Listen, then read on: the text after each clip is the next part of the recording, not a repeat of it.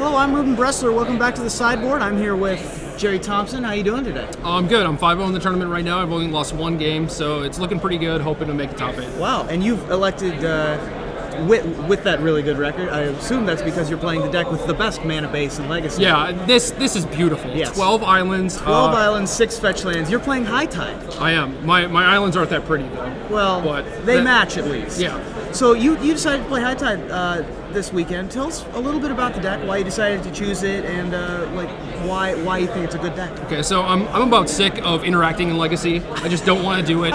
Everyone's coming at you from a bunch of different angles, and I don't want to try and fight that with like a Stoneforge deck or whatever. But Stoneforge, Maverick, Rug, like all these decks, just like you can't keep them down. You know, they're always prominent. And I feel like the format's slowing down. People are going away from like the show and tell decks, the Gristlebrand decks, because they can't beat the fair decks. So now I'm just going over the top of the fair decks, and I felt like this would be a good weekend to play High Tide again. Excellent. And so one of the more interesting things about your version is that you're, of course, running Candelabra of Tawnos. Yeah. Now, a lot of people don't have access to Candelabra of Tawnos, but you are able to run it. Talk to us about Candelabra.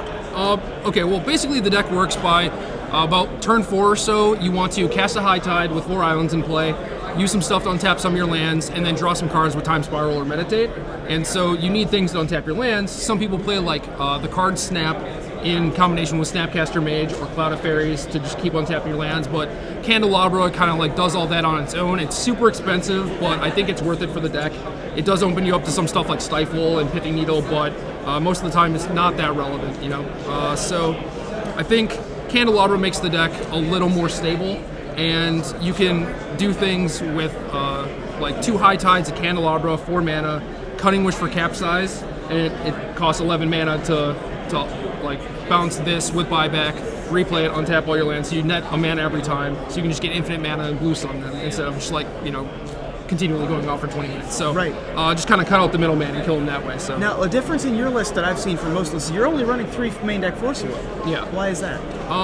It just seems like better as a Cunning Wish target on turn 3 if I'm playing against another combo deck.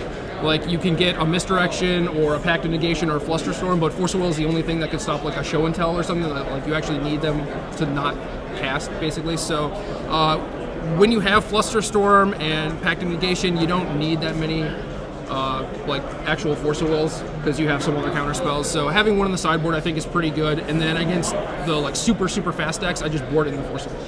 Oh, okay. So you've mentioned it twice. I guess we should just get to it. Cunning Wish is one of the more important parts of the deck because you have a Cunning Wish sideboard. Yeah. And you have pretty much your entire sideboard is devoted to being a Cunning Wish sideboard. Yeah, I basically hate Cunning Wish and wish that I didn't have to play with it, but it makes things a lot easier. Like it's kind of like a bad Merchant Scroll. Like Merchant Scroll gets everything you want, like High Tide, Turnabout, whatever. And I even considered playing a High Tide in the sideboard. But for the most part, Wish, it's just like your answer to problematic permanents. If they play a Gaddock Teague or, you know, like they're dredging or something, like you just get answers to all these different scenarios, and it allows you to live till turn 4, like against a deck that's going to try and kill you on turn 3. So, right. So you can wish for a combo piece in Turnabout. You can, or if you need to draw cards, you can pick the Meditate. Yeah. Or if you need some counterspell backup, there's some packs, Force of Will.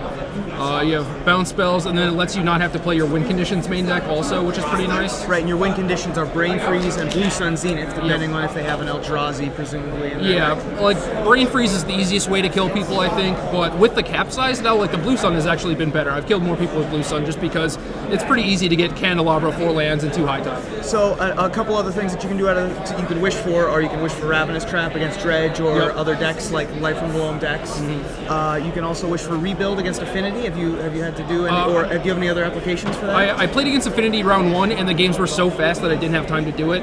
But it's more for decks with lock pieces like Trinisphere and Chalice of the Void. Like if I'm able to cast Cunning Wish, I'm able to get Rebuild. If I had like 3 more sideboard slots, I might play Hurkyl's Recall so that I could side that into Scroll for it, because if I can Scroll, then I can cast Hurkyl's. So. Excellent. Well, one last point. I noticed you're running the Silver Surfer High Tides. Yeah. As opposed to the Homerid High Tides, or... Dude, I don't know. I just like the picture. You like the Silver Surfer? I mean, it's a nice one. I don't mind it. It's just less common for me to see it. But I appreciate the matching pictures on your islands and on your high tides, and I also appreciate that you're taking this deck that hasn't seen a ton of Legacy play, especially in the last several months. Yeah. And doing well with it. I'm glad that I'm doing well. I really enjoy playing the deck a lot, but I'm getting old and my thought process is a little slower. I'm getting more tired during the day, so I don't know how often I'm going to be playing this deck because like my brain just hurts. Right. You know, so it is tough to play. It's mentally taxing, but it's good. Like you play against decks like Maverick or Stoneforge, and they're just too slow. You know. Yeah. So. Well, we'll let you go take a nap. Okay. In between the rounds. Much Gerry appreciated. Thompson, thank you for joining us in the sideboard. We'll see you guys later.